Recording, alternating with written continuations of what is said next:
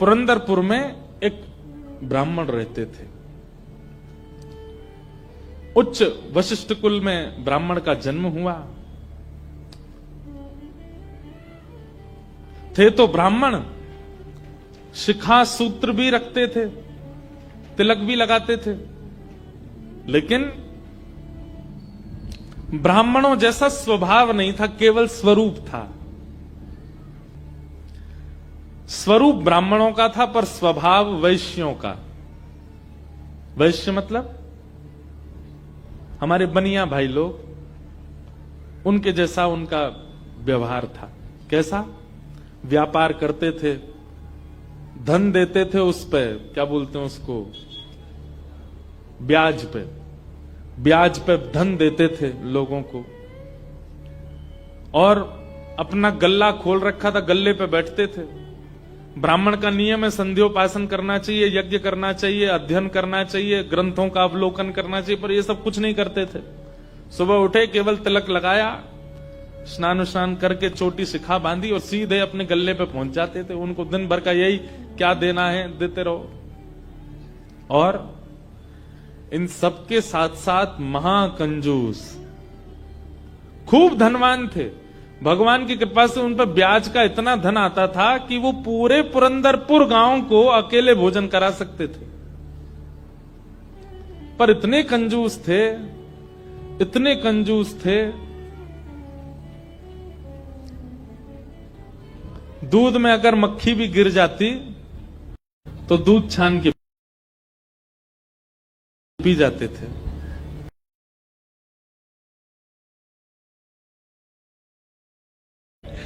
दूध का क्या बिगड़े, इतने कंजूस।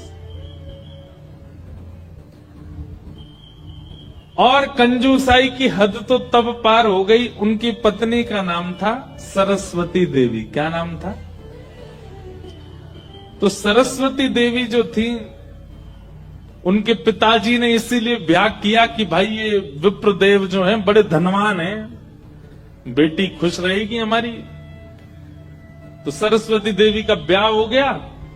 उनकी मां ने, पिता ने जितने गहने दिए, ब्याह के अगले दिन ही सुबह सुबह ब्राह्मण देवता उठे, देवी सुनो, सबरे गहने उतारो अपने। बोले क्यों? अरे देखो कितनी अच्छी नक्काशी की है इसमें, कितने अच्छे से तुम्हारे कुंडल बने हैं, कितने अच्छे तुम्हारे गले के हार बने हैं, हाथ के तुम्हारे बढ़िया कंगन कड़ूला, रोज पहनोगी तो घिस जाएंगे, उतार दो सबको। पत्नी ने भारी भारी सामान सब उतार दिए, कानों के कुंडल, नाक की बाली और गले का एक मंगलसूत्र रहने दिया। लेकिन पुरंदर, ये अपने ब्राह्मण देवता जो थे, इनको वो भी अच्छे नहीं लगते थे। रोज अपनी पत्नी को, क्यों इनको पहन के घूमती है, उनको दे दो, अंदर तिजोरी में रख दूं मैं। पत्नी कहती है तो सौभाग्य है, ये तो पहनने दिया कीजिए। महाराज कहते कहते 6 महीना हो गए, रोज टोकते। अब तो ये स्थिति में आ गए कि पत्नी के हाथ का भोजन नहीं करते थे। वो रोटी बनाती, बोले मुझे नहीं पाना, और अपनी दुकान पर जाके वो दुकान के बालक से कहते अपने घर से बनवा ला। दोनों भावना थी, एक तो नाराज थे पत्नी से कि गहने क्यों नहीं उतार रही है, दूसरा बढ़िया है घर का आटा बचेगा। इतने कंजूस। पत्नी बोली क्या करे, रात में बोली आप कैसे मानेंगे, बोले ये उतार दो जितने पहन रखे हैं। उसने कान के कुंडल भी उतार दिए, हाथ के कड़ूला भी उतार दिए, पाजेब भी उतार दी, गले का मंगलसूत्र भी उतार दिया। सब बिल्कुल कोरी हो गई बेचारी। केवल नाक की एक नथ रहने दी उसने। बोले एक तो रहने दीजिए, कम से कम इससे पता तो चले कि मैं सौभाग्यवती हूं। भाई सारे गहने उतार देना मां के लिए अशुभ होता है।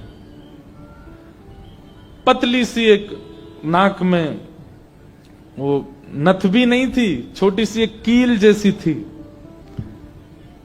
उसके लिए भी बोले कि रात में तो उतारी दिया करो इसको भी। इतने कंजूस। सब उतार दिया। पत्नी बेचारी साड़ी में और केवल एक नथ लगा करके, मांग में सिंदूर भर के, बिंदी लगा के ऐसे घूमती थी। शादी ब्याहों में जबरदस्ती नहीं जाते थे, एक दिन पहले अपने आप को बुखार में हूं ऐसा बोल देते थे, क्योंकि गहने निकाल के देने पड़ेंगे, पहन के जाएगी। इतने कंजूस। कभी कभी जो व्यक्ति अति में संसारी होता है ना, ठाकुर जी को उस पे भी बड़े मजे आते हैं देखने में। ठाकुर जी कहते हैं, मतलब ठाकुर जी बोले, भाई ये ब्राह्मण देवता बहुत अच्छा लग रहा हमको। क्यों? बोले इतना कंजूस तो हमने कभी नहीं देखा है, बहुत भयंकर कंजूस है। ठाकुर जी का मन आ गया उस पर। अच्छा, जो पत्नी थी ना सरस्वती देवी, वो बड़ी भक्ता थी, वो तो नाम जप भी करती थी, वो दर्शन करने के लिए भी जाती थी, लेकिन ये नहीं जाते थे उसके साथ। तभी ठाकुर जी का मन आ गया, इस पे तो इसको देखूं मैं एक बार। और हमारे श्री पंडरीनाथ भगवान, श्री विठ्ठल भगवान एक दीनहीन से ब्राह्मण का रूप धारण किया, फटी सी धोती पहनी, कुचैली मैली सी कुर्ता पहने और पुराना काला सा जनेऊ धारण किया, और महाराज ऐसी तिलक सा लगा करके बिल्कुल दीनहीन, झुर्रियां पड़ रही हैं मुखमंडल पर, और ऐसे हाथ जोड़ते भय इनके दुकान पर पहुंच गए। रूप रंग देख करके ही पहले तो ब्राह्मण देवता समझ गए, बोले अरे ये और आ गया, ये कुछ देना वेना तो है नहीं, मांगेगा। कहो तन पे नहीं लगता, चल दिए कलकत्ता, क्या करने आए हो? ठाकुर जी बोले, बहुत गरीब ब्राह्मण हूं मैं, मेरी बेटी का ब्याह होने वाला है, अपनी पुत्री का ब्याह करना है मुझे, और मुझे ब्याह के लिए थोड़ी व्यवस्था चाहिए धन की। आप तो बहुत बड़े धनवान सेठ हैं, कृपा कर दीजिए ना, कुछ दे दीजिए मुझको, मैं अपनी बेटी का ब्याह कर दूंगा और थोड़ा ठीक हो जाएगा। या तो धन दे दीजिए, नहीं तो कुछ सामान दे दीजिए, सामग्री दे दीजिए, मैं उसी से कुछ ना कुछ तो व्यवस्था करूं। तो ये जो ब्राह्मण थे ना, ये जबरदस्ती रफू की हुई धोती और कुर्ता पहन के जाते थे कि कोई मांगने वाला आ जाए तो उसको दिखा दूं, देखो मेरे खुद के कुर्ता फटे, मैं तुमको कहां से दूं। तो ठाकुर जी को दिखाने लगे, ये देखो मेरी धोती यहां से उधरी हुई है, मेरा कुर्ता यहां से फटा हुआ, कैसे तुमको दूं, मैं खुद नहीं अपने नए खरीद पा रहा, तुमको कहां से दूं भाई। ये सब तो केवल बाहर का दिखावा है, मेरे पर कोई पैसा वैसा कुछ नहीं है, दूसरों का धन ले रखा है मैंने। भैया चलते बनो, कहीं और जाओ, किसी और से मांगो, भगवान करे तुम्हारी बेटी का ब्याह बहुत अच्छा हो। बोले मुझे या तो धन दीजिए, नहीं तो मैं यहीं बैठा रहूंगा। ठाकुर जी जिद पे आ जाएं तो उनको कौन हटावे। ठाकुर बोले मुझे धन दो, ऐसे तो नहीं जाऊंगा, मैं आपके दर पे आया हूं, कुछ तो लेके जाऊंगा, मेरी बेटी का ब्याह है। अंत में हार करके ब्राह्मण बोला, देखो मैं ऐसे नहीं देता हूं, कुछ लाओ, मेरे पास गिरवी रखो, पैसा ले जाओ, और जब पैसा हो जाए तो पैसा देके अपना सामान ले जाना, तुम पे है कुछ देने के लिए।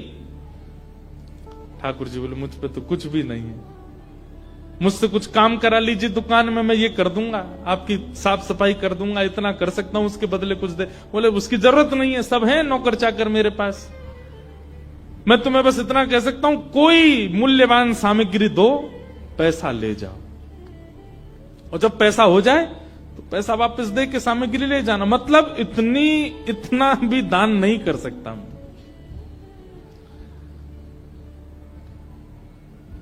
ठाकुर जी बोले ठीक है, मैं जाता हूं, कुछ ढूंढ के लाता हूं। ठाकुर जी भी इतने खेलते हैं, ठाकुर जी जैसा खिलाड़ी नहीं है दुनिया में, इतना बड़ा खिलाड़ी कोई नहीं हो सकता। ठाकुर जी गए उस ब्राह्मण देवता के घर, और घर जाकर के द्वार पे खड़े होकर रोने लगे। इतना रोए, भीतर से सरस्वती देवी निकल के आई। अरे अरे अरे अरे ब्राह्मण देवता, आप इतना रो क्यों रहे हैं, क्या बात है? छोटी सी मेरी लाली बड़ी हो गई है, उसका ब्याह के लिए मैं बहुत दिन से वर ढूंढ रहा था, बड़ी मुश्किल से एक लड़का मिला है, अपनी बेटी का ब्याह करना है। बहुत जगह ठोकरें खा के मांगा मैंने, मुझे किसी ने सहायता नहीं दी, अंत में तुम्हारे